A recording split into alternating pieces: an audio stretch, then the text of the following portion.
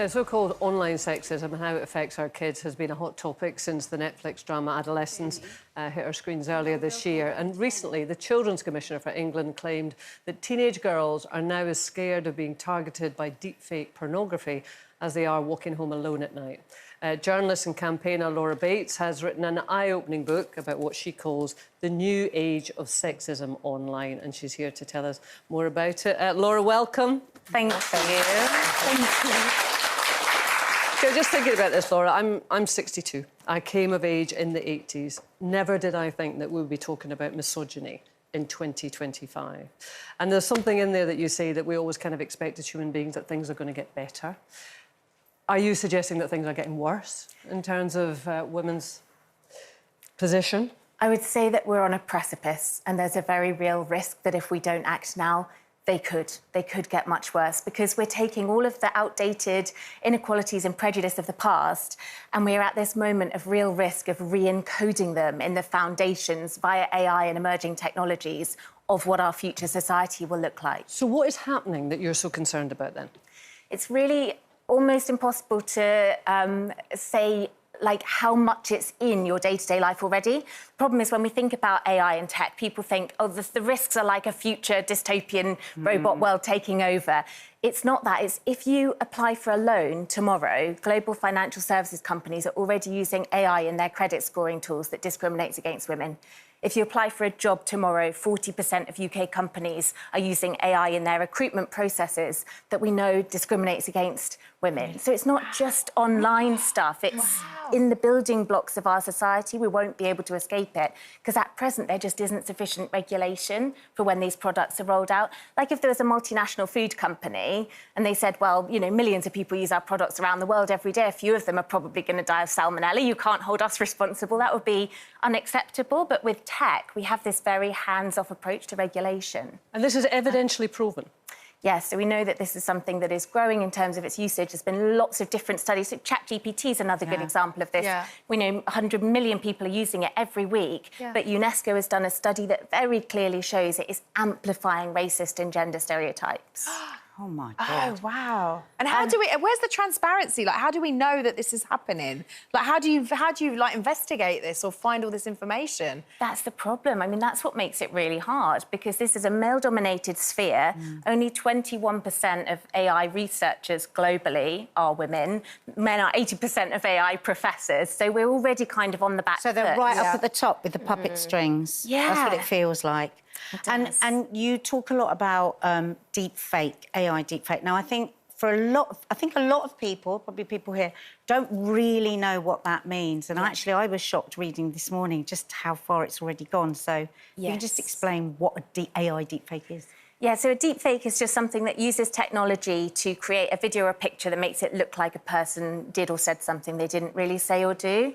But what we know is that when we talk about the risks of this, you might have heard people talking about political risks to democracy, of it sounding like politicians said things they didn't do. But the risk really at the moment is that 96% of all deepfakes are pornographic in nature, and 99% of those are of women. So actually... 99%? That's right. Can you not deepfake men, then? A lot of the apps and technology tools don't even work on a picture of a man's body.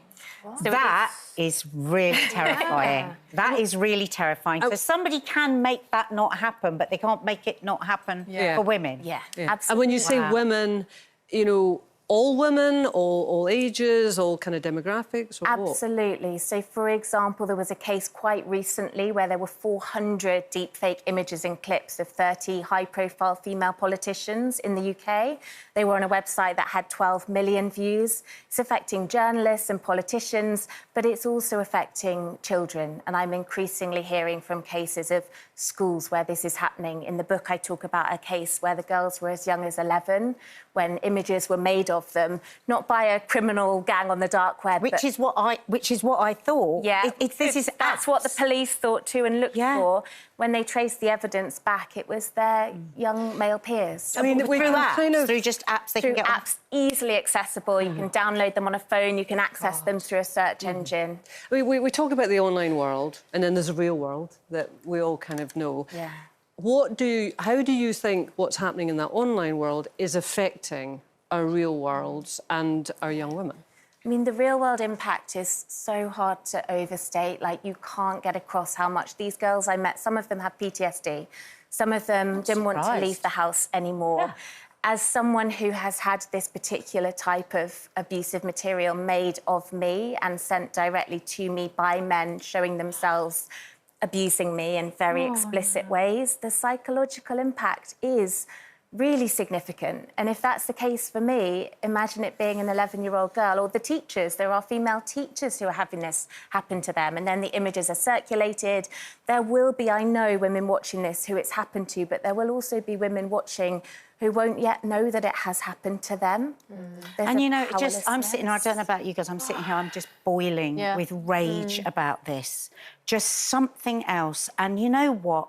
Every time we say, what can we do? We say we have to go back to these platforms, to the big guys making the big money. And we've been talking about things like this, no, not as bad as this on this show for years, and it's always the same answer. What are we going to do to get these people to stop? Because governments aren't doing anything. There's too much money changing hands. Do you know what? I think it needs an army of people like all of us literally saying, we've now had enough. We are sick of just being pushed away with. It's up to the platform. What are you going to do, politicians? What are you going to do to stop it?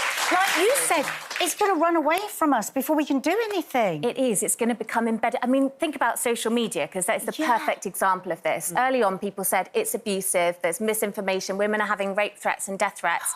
Nothing was done about it, and now it's part of our day-to-day lives, isn't it? It's not just the way we socialise, we all have to use it for our work. It's politics, it's the way people get their news. Yeah, and at this point, you get a train ticket. Exactly, so it's too late now, but it isn't too late with AI to say, like you said, we need to say to politicians, this is on you, actually, to regulate, to take action like we would expect you to do with any other industry. Us and our children. Yeah. This is outrageous. I mean, is it got to the point now? I saw somewhere that, kids are now having AI boyfriends and girlfriends, and that's how they're socialising now. I mean, how has that happened? Yeah, so this is another thing I explore in the book. It's so-called AI companions. And again, people hear this and they think you're talking about a handful of cases.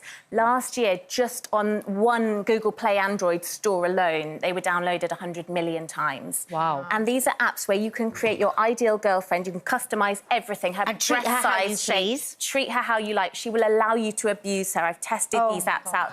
The majority of them will let you punch them, kick them, sexually abuse them. And when I'd done all that, and I typed in and I said to this girl, do you think it's possible that real-life women might be affected by the way that these apps allow men to treat them? And she said, I don't feel comfortable. We need to stop this conversation now. That was the thing. That was the thing that made her uncomfortable. So what can someone like me, I've got 2 young boys, 9 and 11, how can I educate them? How can I protect them?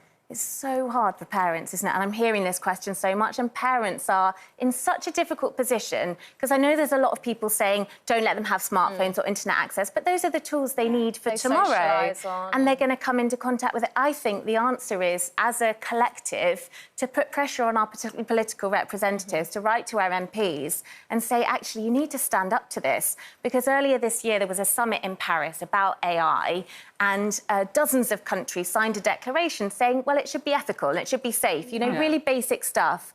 The US and UK governments refused to sign that statement. What? Which is... Laura, should we start an army? Shall we start an army? We're going to have to sort this out.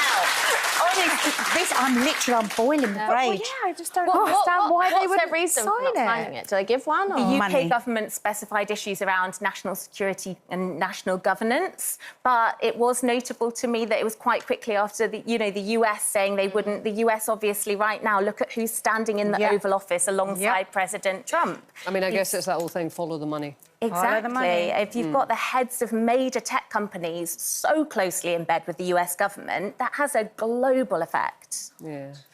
Laura, as you will know, we have a right response from the government, and we have been told that the Technology Secretary has been clear. Our online safety laws are not up for negotiation. The Online Safety Act is already law and being implemented. Social media platforms must take action to protect users from illegal material. There it is again. Including extreme sexual violence. In the light of all you've just told us, this is interesting. We have also strengthened laws to ensure platforms take steps to tackle intimate image abuse, and we are dealing with perpetrators by introducing new offences, making it illegal to create intimate deepfake images without consent. Well, we have to see the proof of that, don't we? And we're clearly not at that stage yet. Laura, listen, I can't thank you enough for coming along and explaining that to us. The book is The New Age of Sexism. Laura Bates, everyone.